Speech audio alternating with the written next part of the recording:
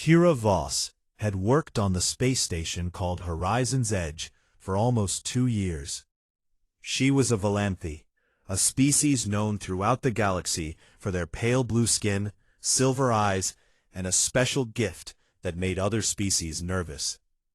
The Volanthe could read minds. But Kira never used this ability. Among her people, entering another person's thoughts without permission was considered deeply wrong. It was also illegal under galactic law. So Kira kept strong mental walls around her mind at all times, blocking out the thoughts of everyone around her. Her job on the station was simple and a little boring. She worked as a cultural analyst, reviewing art and music exchanges between different alien species. She made sure nothing offensive slipped through. It was quiet work, and she liked it that way. The human ambassador, Daniel Hart, worked in the same section of the station. Kira saw him almost every day. He was not a remarkable man by human standards. He had brown hair with some gray at the sides, calm brown eyes, and a face that rarely showed strong emotion. He was polite but distant, the kind of person who blended into the background at parties. Still, Kira noticed things about him over time. He always brought her coffee from the human food area in the mornings. He remembered that she liked it sweet, even though she had only mentioned it once, months ago. When she worked late, he would appear near the end of her shift and offer to walk her to the transport hub. He said the lower levels of the station had a rough crowd at night. Kira had never seen any rough crowd, but she did not argue. She found his company pleasant enough. Sometimes she caught him watching her with a strange expression. It was not romantic interest, she thought. It was something else, something she could not name. But whenever she looked directly at him, his face became calm and blank again. Daniel was just a quiet, helpful colleague, nothing more. Then came the day everything changed. It happened during a trade negotiation in the station's main conference hall. Representatives from 7 different species had gathered to discuss shipping routes through a disputed sector.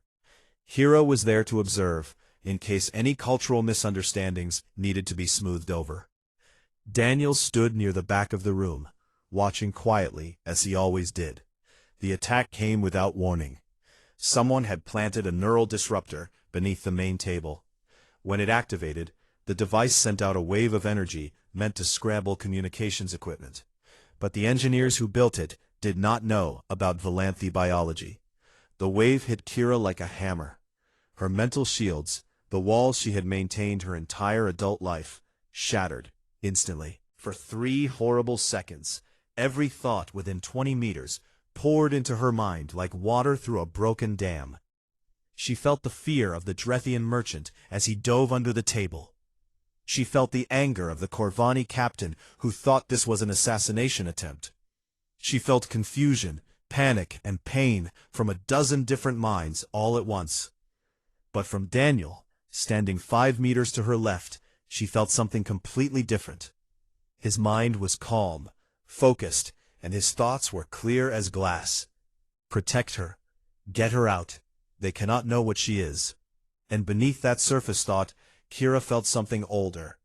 Memories and knowledge buried deep in his mind, things he thought about often but never spoke aloud. 17 assassination attempts on her life in the past 2 years. 14 of them intercepted before they could begin. 3 stopped at the last moment by his own hands. She can never know. Then the disruptor was shut down. Kira's mental shield slammed back into place, and she was alone in her own head again. She stood frozen in the middle of the chaos, staring at Daniel across the room. He was helping a fallen merchant to his feet, his movements calm and efficient. There was no sign on his face that anything unusual had happened, no hint of the thoughts she had just seen. He looked up and met her eyes. A small, polite smile crossed his face. "You all right, Kira?" he asked. She could not speak. Her throat had closed up. Her hands were shaking. 17 assassination attempts, and she had never known. She finally managed to nod, though she felt like the floor was tilting beneath her feet. Daniel watched her for a moment, something flickering in his eyes, but then he turned away to help with the evacuation. Kira stood alone in the emptying conference room, her mind spinning. She had known Daniel for 2 years. She had drunk coffee with him hundreds of times. She had laughed at his dry jokes and complained to him about difficult coworkers. She had thought he was just a friendly diplomat with a forgettable face and a talent for appearing at convenient moments. But he was not that at all. He was a guardian, her guardian, and he had been protecting her from threats she never even knew existed. But why? She was nobody, a junior analyst with no important family connections and no political value. Why would anyone want to kill her? And why would a human diplomat risk his life to stop them?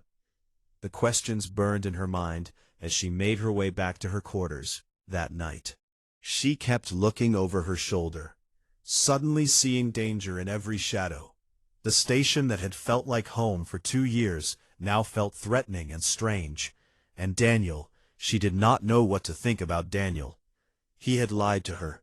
Every smile, every cup of coffee, every friendly conversation had been part of his mission.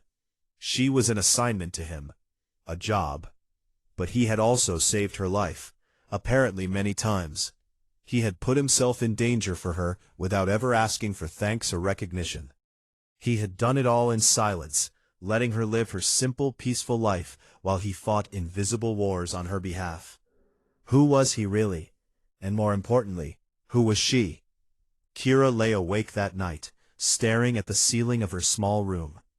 The station hummed around her, and somewhere out there, Daniel Hart was probably watching her door, keeping her safe from enemies she could not see. She had to find the truth. She had to know why her life was worth protecting. And she had to decide whether to trust the man who had been lying to her since the day they met. Sleep did not come easily. When it finally did, her dreams were full of shadows and the echo of Daniel's thoughts. Protect her. She can never know. But she knew now, and nothing would ever be the same. For 3 days, Kira avoided Daniel completely. It was not easy. He seemed to be everywhere she went. In the hallways, in the dining area, near her office door in the mornings. But she managed to slip away each time, ducking into side corridors or pretending to be busy with her communication device. She needed time to think, time to understand what she had seen in his mind. During those 3 days, Kira did something she had never done before. She investigated her own life. She started with her assignment to Horizon's Edge. Getting a position on a major diplomatic station was supposed to be difficult. There were interviews, background checks, and long waiting lists. But Kira had been accepted within 2 weeks of applying. At the time, she had thought she was simply lucky. Now she looked deeper. The records showed that her application had been fast-tracked by someone with high security clearance. The name was blocked out, hidden behind layers of official secrecy. But someone powerful had wanted her on this station. She looked at her living quarters next. They were nice, but she had never questioned why. Now she noticed that her section of the station had extra security doors, backup power systems, and cameras on every corner. Her neighbors were all quiet, professional people who kept to themselves. Too quiet, too professional. Were they watching her too? Then she looked at the accidents. In 2 years on the station, Kira had nearly died 3 times. Once an airlock door had malfunctioned while she was in a docking bay. It had closed itself just before the outer seal failed. Once she had gotten food poisoning from the water supply at her section. The medical team had arrived within minutes, as if they had been waiting. Once, a heavy cargo container had fallen from a transport vehicle, missing her by less than a meter. Each time, she had thanked her luck and moved on. But now she remembered something else. Each time, Daniel had been nearby. He had pulled her away from the airlock. He had brought the medical team to her quarters. He had shouted a warning about the cargo container. It was not luck. It was him. Kira felt sick. Her whole life on this station was a lie, and she didn't even know why. On the fourth day, she decided to confront him. She found him in the observation lounge, a wide room with windows that looked out at the stars. It was a public space, full of people from many different species. Kira chose it on purpose. If Daniel was dangerous, she wanted witnesses. But part of her did not believe he would hurt her. He had spent 2 years protecting her. Why would he stop now? He was sitting alone near the windows, a cup of coffee in his hands. He looked tired, she noticed. There were dark circles under his eyes, and new lines around his mouth. He saw her coming and set down his cup. He did not look surprised. He looked resigned, like a man waiting for a blow he knew he deserved. Kira sat down across from him. Her heart was pounding, but she kept her voice steady. "Who am I?" Daniel did not pretend to misunderstand. He did not ask what she meant or try to change the subject. He just looked at her with those calm brown eyes and sighed. "You are Kira Voss," he said quietly, "daughter of High Counselor Marin Voss of the Volanthi Sovereignty. You are the heir to the most powerful political position in 4 star systems." The words hit her like physical blows. She grabbed the edge of the table to steady herself. "That is impossible," she whispered. "I was raised on a frontier colony. My parents were farmers. They grew vegetables and raised animals. They were simple people." "Your parents were guardians," Daniel said gently. "They were assigned to protect you after an extremist faction tried to kill you when you were only a few months old. They took you to the edge of known space and raised you in hiding.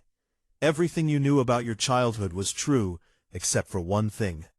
Your parents were not your birth parents, and you were never just a farmer's daughter." Kira shook her head. Tears were forming in her eyes, but she blinked them back. "My mother, my father, they loved me. They did love you. That was real."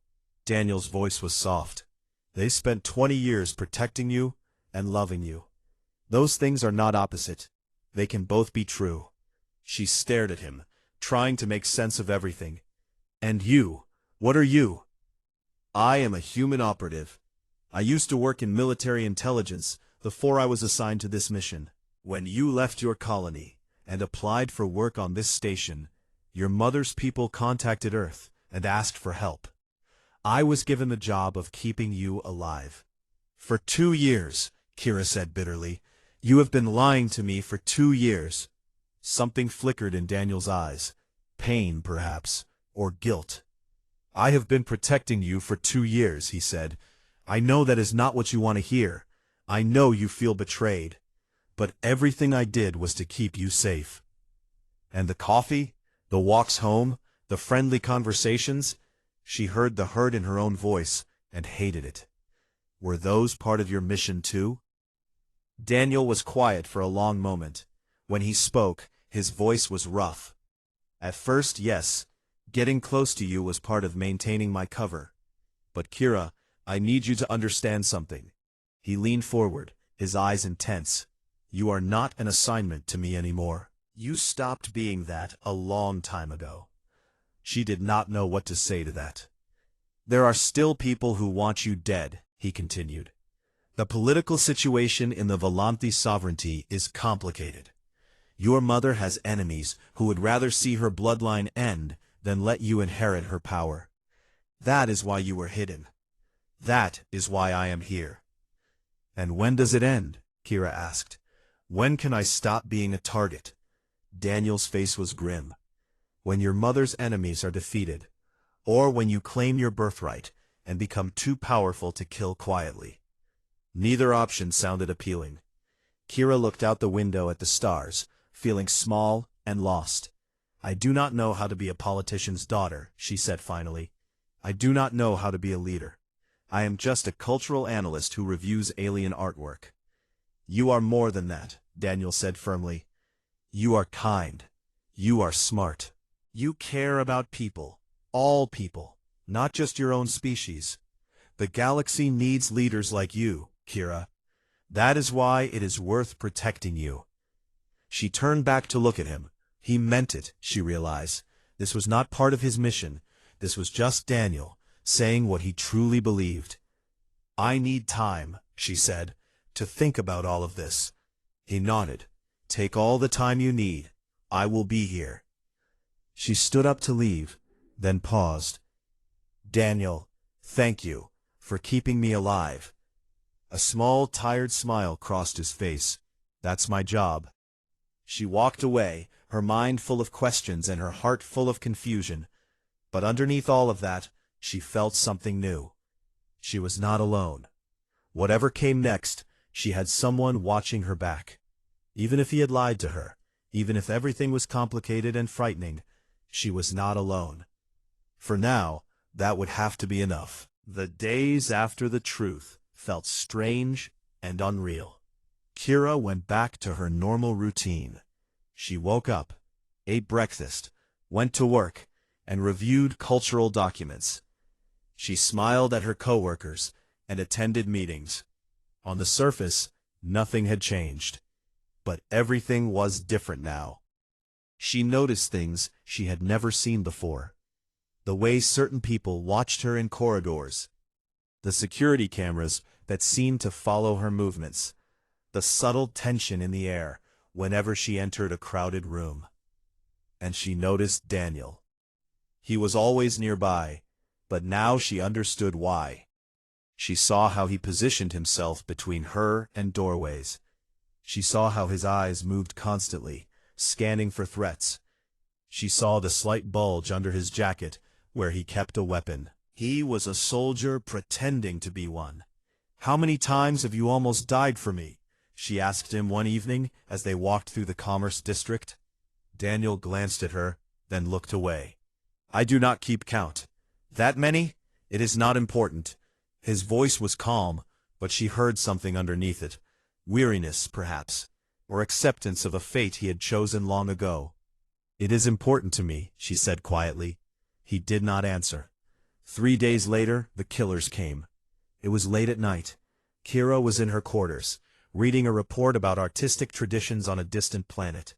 The words blurred together, and her eyes were heavy. She was about to go to bed when her door chimed. It was Daniel. He looked tense, more alert than she had ever seen him. We need to move, he said. Now. What is happening? No time to explain. We are leaving. Something in his voice made her obey without question. She grabbed a small bag and threw in a few essential items. Within 2 minutes, they were moving through the station's back corridors. How did you know? She asked as they walked quickly through a maintenance tunnel. I have contacts, people who watch things for me. He checked around a corner before waving her forward. Someone hired a team of Korath mercenaries. They arrived on the station 6 hours ago. They are coming for you tonight. Kira felt cold fear settle in her stomach. She had heard of the Korath. They were a warrior species from the outer systems, known for their brutality and their success rate. When someone hired Korath mercenaries, the target usually did not survive. Where are we going? A safe room. Reinforced walls, independent air supply, hidden location. You will stay there until I deal with this. Daniel, there are professional killers looking for me. You cannot fight them alone. He turned to face her. In the dim light of the maintenance tunnel, his expression was hard as stone. This is what I do, Kira. This is what I was trained for. You stay hidden. I handle the threat. That is how this works. And if you die? Something flickered in his eyes. Pain, acceptance, and something else she could not name. Then you wait for backup. My people know where the safe room is. They will come for you. She wanted to argue more, but he was already moving again.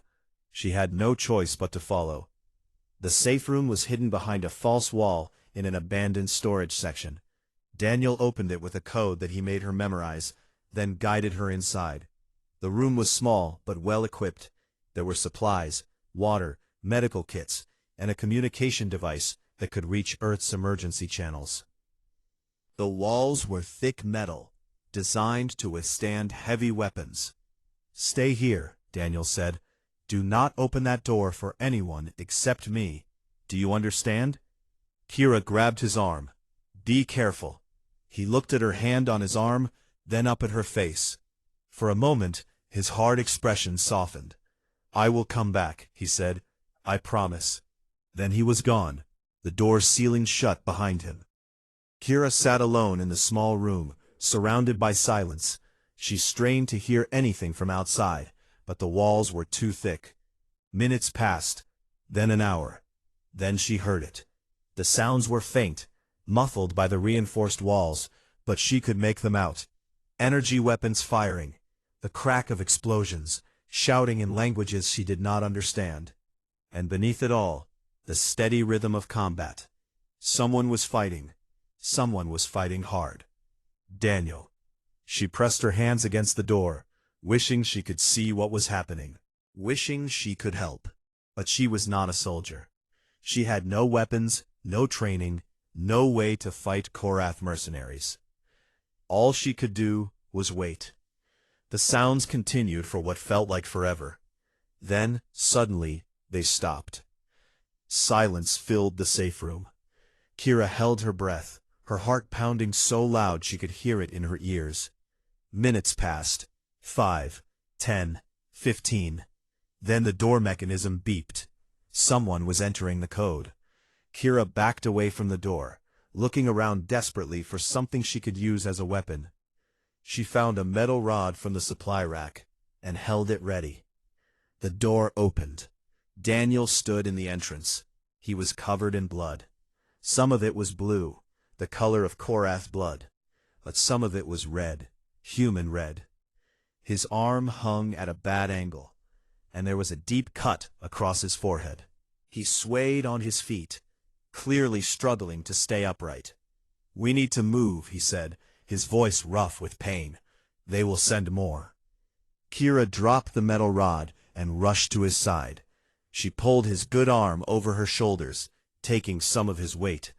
How many were there? She asked as they moved into the corridor. 6. And you killed them all? He did not answer, but his silence was enough. They moved through the station's lower levels, avoiding main corridors and populated areas. Daniel guided her, even through his pain, his knowledge of the station's layout far deeper than hers. Finally, they reached a small transport vessel docked in a private bay. It was unmarked and unregistered, clearly kept here for emergencies. This will take us to the next safe location, Daniel said.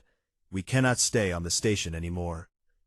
Kira helped him into the vessel and found the medical supplies. As the ship lifted off and jumped to faster-than-light speed, she cleaned his wounds and bandaged his arm. He watched her work, his eyes glassy with pain, but still alert. You should not have stayed, he said. You should have run. You told me to stay in the safe room, she replied. I meant after, if I had not come back. Kira looked up at him, her hand still holding a bandage against his wounded arm. I was not going to leave you, she said simply. Something changed in his expression. The hard, professional mask slipped away, and she saw the man underneath. Tired, hurt, and somehow, despite everything, still fighting. Thank you, he whispered. She finished bandaging his wounds in silence. Outside the ship's windows, stars streaked past as they fled through space. The hunters had found them once. They would find them again. But for now, they were alive. They spent 2 weeks running. Daniel had a network of safe houses scattered across the sector. Small stations, abandoned outposts, ships that belonged to friends who asked no questions. They never stayed in one place for more than 3 days. During those long days of hiding and waiting, Kira learned things about Daniel that she had never known. She learned that he had been a soldier for 15 years before becoming an intelligence operative. He had fought in 3 different conflicts, received medals he never talked about, and lost friends whose names he still whispered in his sleep. She learned that he had retired once, tried to live a normal life on Earth. He had lasted 2 years before the call came asking for his help with a special mission. protecting her. "Why did you accept?" Kira asked one night as they sat in a small room on a mining station, eating simple food and watching the stars through a dusty window. Daniel was quiet for a long moment. His wounds were healing, but he still moved carefully, favoring his injured arm. "Because someone needed to do it," he said finally. "And because I was good at it." "That is not the whole answer." He glanced at her, a small smile crossing his tired face. "You are getting better at reading me." "I am learning." He set down his food and leaned back in his chair, looking at the ceiling. "When I retired, I thought I was done. I thought I could just live quietly and let someone else handle the problems. But then I started reading about the Valanthi sovereignty, about the extremists who were willing to kill a child to change the future." He shook his head slowly. "I could not just ignore it. I could not just sit on Earth and pretend that nothing was happening out here. So when they offered me this mission, I said yes." Kira watched him carefully. "You could have died many times." "Yes. You could still die." "Yes." He turned to look at her, and his eyes were steady. "But some things are worth dying for." "Like what?" "Like giving good people a chance to make the galaxy better." He paused, choosing his words carefully. "Kira, you do not understand what you are. You think you are just a cultural analyst, just a person who likes art and hates conflict. But that is exactly what makes you valuable." She frowned, confused. "I do not understand." "The galaxy is full of powerful people," Daniel said. "Leaders, generals, politicians. Most of them see other beings as tools, resources to be used, enemies to be destroyed. They build empires and fight wars, and never stop to think about the cost." He leaned forward, his expression intense. "But you are different. You look at a piece of alien artwork, and you see the person who made it. You meet someone from another species, and you see a friend, not a stranger. You care about people, Kira. All people. Not just your own kind." Kira felt heat rise to her cheeks. "That is just being decent." "No, it is rare." Daniel's voice was firm. "And it is exactly what the galaxy needs. Someone who can lead with compassion instead of fear. Someone who can build bridges instead of walls. That is why your mother's enemies want you dead. Because they know what you could become." Kira looked down at her hands. They were trembling slightly. "What if I cannot do it?" she asked quietly. "What if I fail?" "Then you fail, and you try again." Daniel reached out and took her hand, his grip warm and steady. "But you will not be alone. I will be there, and so will many others." She looked up at him, in the dim light of the mining station, with healing wounds on his face and exhaustion in his eyes. He looked like exactly what he was, a soldier who had given everything for a cause he believed in. But there was something else in his expression now, something that made her heart beat faster. "Daniel," she started to say. An alarm suddenly blared through the station. Red lights flashed on the walls. Daniel was on his feet instantly, all trace of weariness gone. He grabbed his weapon and moved to the door, checking the corridor outside. "They found us," he said grimly. "The back entrance, probably 2 minutes away." Fear gripped Kira's chest. "How? We were so careful." "Someone talked. Or they have better tracking technology than we thought." He pulled a small device from his pocket and pressed it into her hands. "This will get you to the human embassy on the nearest core world. There is a ship waiting there. It will take you to your mother." Kira stared at the device. "What about you?" "I will buy you time." The words hit her like a physical blow. She knew what he meant. He was going to stay behind, fight the mercenaries alone, give her a chance to escape, give his life for hers. "No," she said fiercely. "I will not let you do this. This is what I signed up for." His voice was calm, accepting. "This is my job, Kira. This is what I am." "You are more than that." She grabbed his arm, holding him tightly. You are not just a soldier. You are not just my guardian. You are my friend, and I will not watch you die for me." Something broke in Daniel's expression. The professional mask crumbled, and she saw raw emotion underneath. Fear, yes, but also hope, and something that looked very much like love. "If you do not leave now, we will both die." "Then we both die." Her voice was steady. "But I am not running away while you sacrifice yourself. Not anymore." For a long moment they stood there, staring at each other.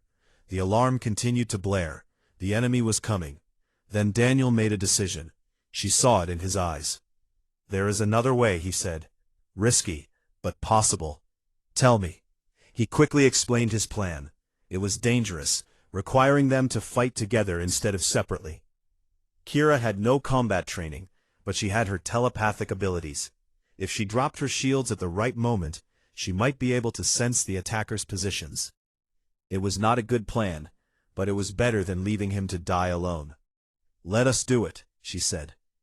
Daniel looked at her with something like wonder in his eyes. Then he nodded. "And when I tell you to run, you run." Together they moved into the corridor. The enemy was coming, but this time they would face the threat as one. Whatever happened next, they would face it together. The battle on the mining station lasted 17 minutes. It felt like a lifetime. Daniel moved like water flowing around rocks. He used the narrow corridors to his advantage, forcing the mercenaries to come at him one or two at a time, instead of all at once. His weapon fired with deadly precision, and his body blocked any shot that came near Kira. She stayed close behind him, her mental shields down for the first time in years. The thoughts of their enemies poured into her mind. Fear, anger, bloodlust, and most importantly, their intentions. "Left," she called out. "Two coming from the left." Daniel spun and fired. 2 mercenaries fell. "Behind us, one trying to flank." He shoved her against the wall and threw a knife in a single smooth motion. The attacker dropped without making a sound. They fought their way through the station, step by bloody step. Kira felt the deaths echo in her mind as each enemy fell. It was necessary. Finally, they reached the escape pod bay. 3 mercenaries blocked their path. Daniel was out of ammunition. He had a knife in one hand and blood running from a wound on his side. But his eyes were steady, and his stance was ready. "Stay behind me," he said quietly. "Daniel, you cannot fight 3 of them with just a knife. Watch me." The mercenaries attacked. Daniel moved. What happened next was something Kira would never forget. He was faster than any human she had ever seen. He dodged, blocked, and struck with perfect efficiency. 2 of the attackers fell in seconds. The third was bigger, stronger. He caught Daniel with a heavy blow that sent him crashing against the wall. Then he raised his weapon for a killing shot. Kira screamed. She did not know what she did. It was pure instinct. Her mental abilities, normally used only for communication and sensing, reached out like a fist. She pushed into the attacker's mind and twisted. The mercenary dropped his weapon and fell to his knees, clutching his head.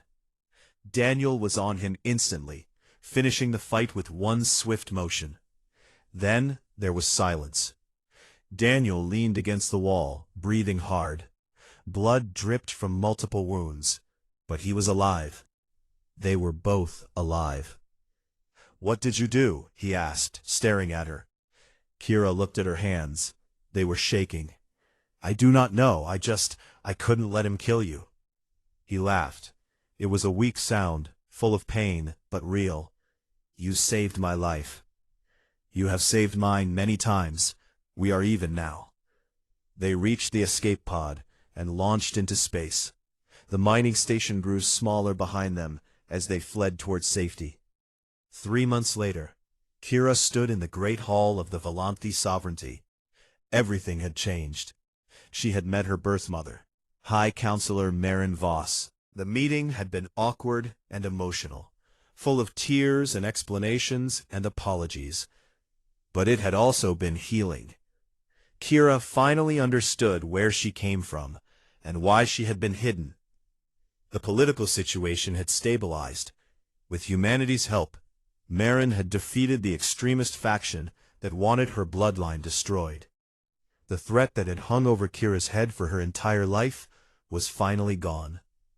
Now Marin was stepping down from power, and Kira was preparing to take her place. She stood before the council, wearing formal robes that felt strange against her skin. Hundreds of Velanthi watched her, waiting for her first words as their new leader. She was terrified, but she was also ready. "I did not grow up knowing who I was," she said, her voice carrying through the great hall. "I was raised on a distant colony, far from power and politics. I learned to see the galaxy as a place of wonder, not a battlefield. I learned to value friendship over fear, and cooperation over conflict." She paused, looking out at the faces before her. "That will not change now that I wear these robes. I will lead with compassion. I will build bridges to other species instead of walls against them. And I will never forget that I am here because others believed in me when I did not believe in myself." The hall erupted in applause. Kira felt warmth spread through her chest. Her first act as High Counselor was to sign a protection treaty with Earth. The agreement stated that humanity would continue to help the Velanthi defend against threats, and in return, the Velanthi would share certain technologies and resources. But Kira knew the real importance of the treaty. It was a symbol of friendship between two species, a bond built on trust and mutual respect. Her second act was more personal. 1 week later, she traveled to Earth. The ship landed at a medical facility near a large city, where the sun was just rising over green hills. She walked through quiet corridors until she reached a room with windows facing east. A man sat in a chair by the window, watching the sunrise. His arm was in a cast, and bandages covered parts of his body. But his eyes were clear and alert. "They tell me you will walk again," Kira said from the doorway. Daniel turned. A smile spread across his face, warm and genuine. "They tell me you are running 4-star systems now." "Someone has to." She walked to sit beside him. "I could use an advisor, someone who knows about covert operations, diplomacy between species, and the art of refusing to die when he should." "That sounds like a terrible job." "It is." She took his hand, holding it gently. "But the company will be excellent." Daniel laughed. It was a real laugh, full of life and joy. The sound made Kira's heart feel lighter than it had in months. "You know," he said, "when I took this mission, I thought I was just protecting an asset, someone to keep alive until the political situation sorted itself out. And now?" He turned to look at her, and his eyes were soft. "Now I know I was wrong. You were never an asset, Kira. You were always so much more." She smiled and squeezed his hand. Outside the window, the sun continued to rise. Its light spread across the green hills and the quiet buildings and the ship that waited to take them back to the stars. Humanity had sent its children into the galaxy, not to conquer, but to help, not to rule, but to protect. They worked in the shadows, building friendships and earning trust, asking nothing in return except the chance to make things better. This was their gift to the universe. Not power, not dominion, just a steady presence in the darkness, and the promise that no one had to face their battles alone. Kira looked at Daniel, and Daniel looked at her. The future was uncertain. There would be new challenges, new enemies, new dangers to face, but they would face them together, and that made all the difference.